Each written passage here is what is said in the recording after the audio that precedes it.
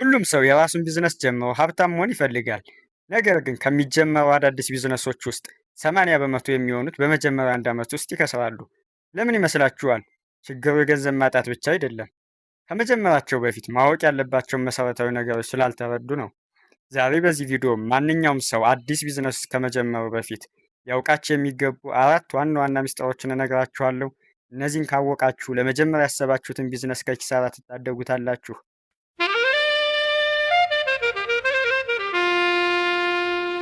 አንደኛ፣ የገበያ ፍላጎት ወይም ማርኬት ዲማንድ ነው።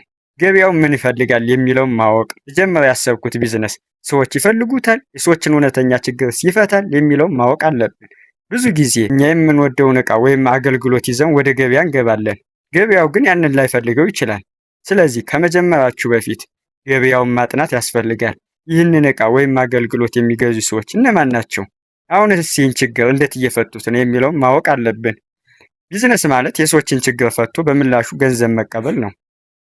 ሁለተኛው ደግሞ አንድ ሰው ቢዝነስ የሚጀምርበት መነሻ ካፒታል ወይም ስታርታፕ የምንለውና የስራ ማስኬጃ ወጪዎችን ሊሸፍንለት የሚችል ትርፍ ገንዘብ ወይም ወርኪንግ ካፒታል ሊኖረው ይገባል። ብዙ ሰዎች የሚሰሩት ስህተት ቢዝነስ ለመክፈት ብቻ የሚሆን ገንዘብ ከያዙ በቂ ይመስላችኋል። ለምሳሌ ሱቅ ለመክፈት፣ ዕቃ ለመግዛት እና የ6 ወር ኪራይ ለመክፈል 200 ሺህ ብር ካስፈለገ እጃችሁ ላይ መኖር ያለበት 250 ሺህ ወይም 300 ሺህ ብር ነው።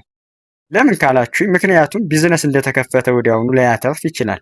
ደንበኛ እስኪለምድ ድረስ፣ ለሰራተኛ ለመክፈል፣ የቤት ኪራይ፣ የዕለት ተዕለት ወጪዎችን ለመሸፈን የሚሆን ትርፍ ገንዘብ ወይም ወርኪንግ ካፒታል መኖር አለበት። ሶስተኛው ወሳኙ ነገር ተወዳዳሪዎችን ማወቅ ነው። ኮምፒውተር አናላይሲስ የምንለው ማለት ነው። ልጀምረው ባሰብነው ቢዝነስ ላይ አስቀድመው እየሰሩ ያሉ ሰዎችን ማወቅ። እነማን ናቸው? ጥንካሬያቸው ምንድን ነው? ድክመታቸውስ የሚለውን መለየት።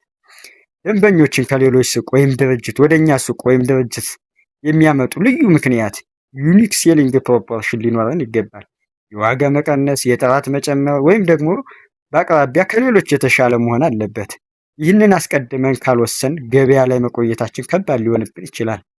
አራተኛው ህጋዊነትና የታክስ ግዴታዎች ሌጋል ኤንድ ታክስ ሪኳየርመንትን ማሟላት ነው። ወሳኙ ነገር ህጋዊነት ነው። ቢዝነሱ ምን አይነት የንግድ ፍቃድ ያስፈልገዋል? የምዝገባ ሂደቱስ እንዴት ነው? ግብር ወይም ታክስ እንዴት ነው የሚከፈለው የሚለውን ማወቅ ያስፈልጋል። ብዙዎቹ ቢዝነሳቸውን ከፍተው በጥሩ ሁኔታ ላይ እያሉ ባልታሰበ የግብር ቅጣት ወይም ህጋዊ መዋቅር ባለማሟላታቸው ይዘጋሉ። ስለዚህ ቢዝነስ ለመጀመር ከመነሳታችሁ በፊት ስለ ንግድ ፍቃድና የታክስ አሰራር በትንሹም ቢሆን ግንዛቤ ሊኖራችሁ ይገባል።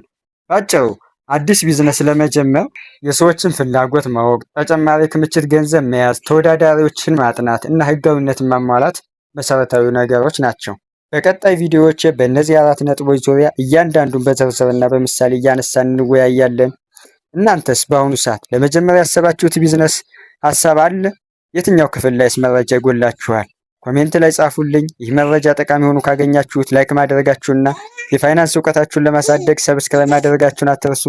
በቀጣይ ቪዲዮ እስከምንገናኝ ሰላም ሁኑ።